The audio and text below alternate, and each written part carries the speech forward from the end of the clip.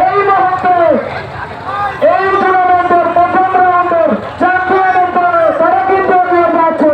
মাঝখানে অবস্থান করছেন টিয়া রঙের জার্সি নিয়ে মোল্লাবাড়ি এবং সবার শেষে রয়েছে বন্ধরা ঐতিহ্য। দেখা যাক শেষ পর্যন্ত উড়িয়া বাস তারা কিন্তু উঠছে।